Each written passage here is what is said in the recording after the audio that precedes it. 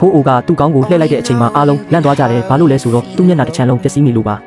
သူကအမျိုးသမီးကိုတစ်တာတစ်လုံးကန်ပေးပြီးဒီတစ်တာပေါ်ကခလုတ်ကိုနှိပ်လိုက်ရင်မင်းဒေါ်လာတစ်တန်းချက်ချင်းရမယ်ဒါပေမဲ့မင်းငွေရတဲ့အချိန်မှာပဲတနေရာကလူတစ်ယောက်ချက်ချင်းတည်ရလိမ့်မယ်အမျိုးသမီးလည်းစဝေးစဝါဖြစ်ပြီးဘာလို့ရမှန်းမသိတော့ဘူးအဲ့ဒီအချိန်မှာအဖိုးအိုကလက်ဆွဲတစ်တာတစ်လုံးကိုသူ့မရှိမှဖွင့်ပြလိုက်တဲ့ထဲမှာဒေါ်လာတစ်တန်းငွေသားတွေအပြည့်ပဲလေသူမတစ်သက်ယခုလောက်ငွေမြောက်များကိုတခါမှမမြင်ဘူးစီးပွားရေးကလည်းကြက်တဲနေတော့စိတ်ထဲမှာတော်တော်လေးတုန်လှုပ်သွားတာပေါ့အဖိုးအိုကဒေါ်လာ100တန်တရွက်ကိုလက်ဆောင်ပေးပြီးစဉ်းစားဖို့24နာရီအချိန်ပေးခဲ့တယ်အချိန်ပြည့်ရင်တစ်တာကိုပြန်ယူသွားမှဖြစ်ပြီးနောက်ထပ်အခွင့်အရေးမရှိတော့ဘူးလို့လည်းပြောသွားသေးတယ်ခင်မုန်းဖြစ်သူအိမ်ပြန်ရောက်လာတော့ဒီအကြောင်းတွေအကုန်ပြောပြပေးမယ်ခင်မုန်းကမယုံဘူးလေငါတို့လိုတာမန်လူတွေစီဒီလိုအရာမျိုးလာမဖြစ်နိုင်ဘူးနောက်ပြောင်တာပဲဖြစ်ရမယ်ဆိုပြီးတက်တေပြဖို့ဝက်ဦးလဲနဲ့တစ်တာကိုအတင်းလန့်ဖွင့်လိုက်တာအဲမှာဘာမှမရှိပဲရိုးရိုးကလုတ်တစ်ခုပဲရှိနေတယ်ခင်မုန်းကဒါနောက်ပြောင်တာပဲဖြစ်ရမယ်လို့ပြောပြီးလူအသက်ကတမိုးရှိတယ်နောက်ဆက်တွဲဖြစ်လာမယ့်အကျိုးဆက်တွေကိုမျက်ကွယ်ပြုပြီးငွေကိုမယူသင့်ဘူးလို့ဖြောင်းပြတယ်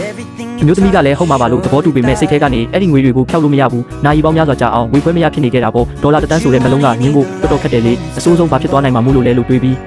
ဒါအစ်မဟုတ်ပါဘူးလို့ကိုညာရင်ဘာမှအများကြီးမစဉ်းစားတော့ပဲတပြင်းတစ်ချက်ချကခလုတ်ကိုနှိပ်လိုက်ပါတော့တယ်။အဆုံးသက်မှာတော့သူမငွေကိုပဲရွေးချယ်လိုက်တာပေါ့။အဲ့ဒီချိန်မှာပဲရဲစခန်းကိုဖုန်းတကောဝင်လာတယ်လူနေရက်ကွက်တစ်ခုထဲမှာတနက်တန်ကြားရလို့တဲ့ရဲတွေအခင်းဖြစ်ပွားရနေရကိုအမြန်ဆုံးရောက်သွားတဲ့အချိန်မှာဧကန်အလဲမှာအမျိုးသမီးတစ်ယောက်ရင်ဘတ်ကိုတနက်မှန်ပြီးလဲကျတည်ဆုံးနေတာကိုတွေ့လိုက်ရတယ်အိမ်သားထဲမှာကြောက်လန့်တုန်ရင်ပြီးပုံနေတဲ့သမီးငယ်လေးတစ်ယောက်ပဲကြံခဲ့တာပါအဖိုးအိုကခလုတ်နှိပ်ခဲ့တဲ့အမျိုးသမီးရှိမှပြန်ပေါ်လာတယ်ပြီးတော့စပွဲပေါ်ကိုဒေါ်လာတစ်တန်းထည့်ထားတဲ့တစ်တာကိုတင်ပေးပြီးဒီငွေတွေကအခုမင်းတို့ပိုင်ပြီလို့ပြောလိုက်တယ်ဇနီးမောင်နှံနှစ်ယောက်လည်းတကယ်ပဲဆိုတာသိပြီးကြောချမ်းသွားကြပါတယ်